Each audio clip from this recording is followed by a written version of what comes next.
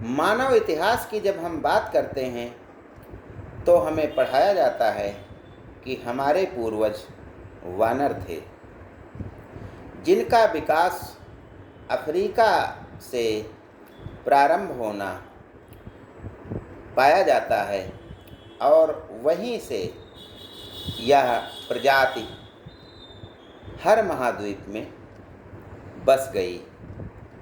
पहले जंगलों में विकास हुआ हमारा, और लेकिन ज्यों-ज्यों हमारे मस्तिष्क का विकास होता गया, हमारे पास बुद्धि आती गई और हम दूसरे अन्य बड़े बड़े जानवरों से आगे निकलते गए, क्योंकि हमारे पास बुद्धि आ गई थी।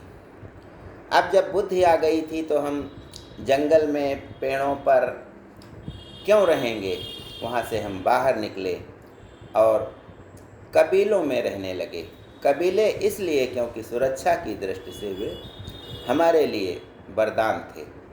चाहे जंगली जानवरों का आक्रमण हो या किसी अन्य प्रकार की कोई मुसीबत हो, हम समूह में रहने लगे और समूह में जब रहने लगे तो उसके कारण हमारा विकास और तेज़ी से होने लगा।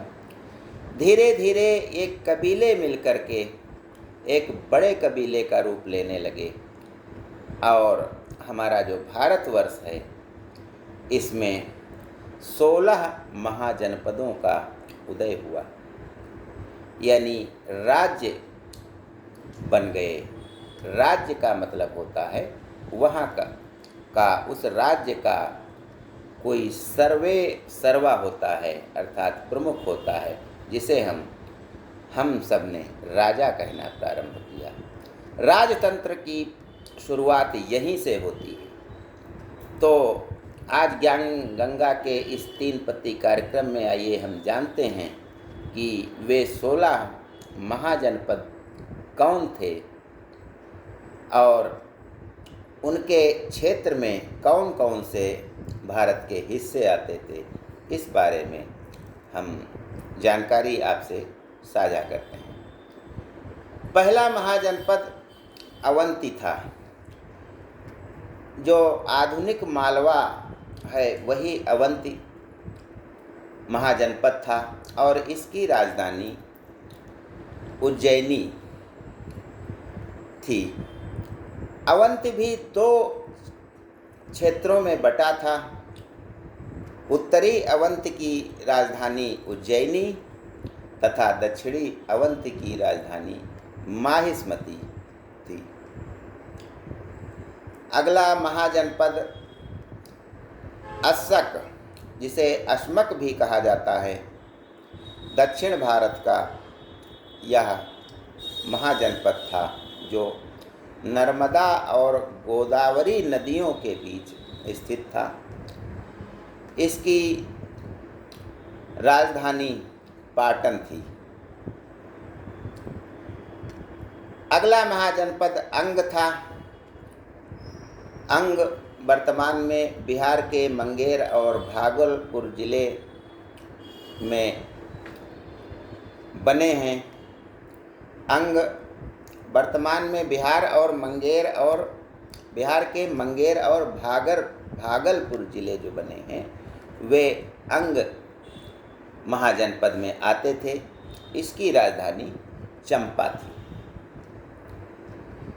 कंबोज महाजनपद गांधार कश्मीर के उत्तर आधुनिक पामीर का पठार यह क्षेत्र था इसका और इसकी राजधानी थी हाटक। अगला महाजनपद काशी, जो वरुणा और असी नदियों के संगम का भाग था। महाजनपद का नाम काशी था और इसकी राजधानी थी वरुणा और असी नदियों के नाम पर ही वाराणसी काशी महाजनपद की राजधानी थी।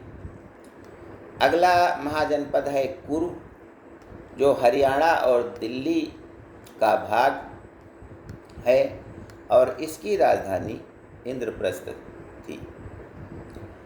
कोशल महाजनपद फैजाबाद, गोंडा, बहराइच इन जिलों को लेकर के बना था, जिसकी राजधानी श्रावस्ती थी। आगे हम जानते हैं गांधार महाजनपद। पाकिस्तान का पश्चिमी और अफगानिस्तान का पूर्वी भाग गांधार महाजनपद कहलाता था, जिसकी राजधानी तक्षशिला थी।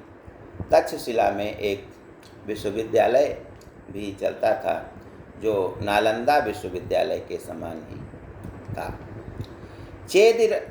चेद महाजनपद बुंदेलखंड का इलाका, इसकी राजधानी शक्तिमती थी। शिशुपाल यहाँ का राजा था। अगला महाजनपद है ब्रज, जिसे वज्ज भी कहते हैं। बिहार के दरभंगा, मधुबनी, सीतामढ़ी जिले इसके अंतर्गत आते हैं और इसकी राजधानी थी वैशाली। वंश महाजनपद इलाहाबाद के आसपास का क्षेत्र था और इसकी राजधानी थी कौशाम्बी।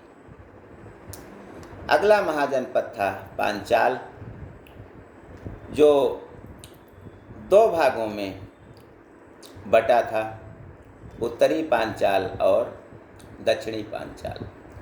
उत्तरी पांचाल की राजधानी अहिच्छत्र थी और दक्षिणी पांचाल की राजधानी कापिल्य थी। अगला जनपद जो था वो महाजनपद था, यानी इन 16 जनपदों में भी सबसे महान, सबसे शक्तिशाली, जहाँ भारत के इतिहास ने जन्म लिया था, मगध। बिहार का हिस्सा और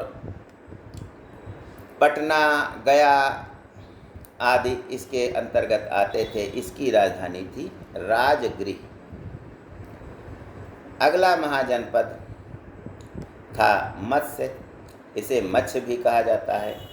राजस्थान के अलवर, भरतपुर, जयपुर जिले इसके अंतर्गत आते हैं और इसकी राजधानी थी विराटनगर। 15वां महाजनपद था मल्ल, गोरखपुर के आसपास का क्षेत्र, इसकी राजधानी थी कुशीनगर। और 16वां महाजनपद सूरसेन महाजनपद था, जो मथुरा, वृंदावन, बरसाना इस क्षेत्र में पड़ता था, इसकी राजधानी मथुरा थी। तो आज हमने ज्ञान गंगा के इस 3 पत्ती कार्यक्रम में जाना कि 16 महाजनपद जो विकसित हुए थे वे कौन कौन से थे और उनकी राजधानी क्या थी। ज्ञान गंगा में बस आज इतना ही। धन्यवाद। जय हिंद, जय भारत।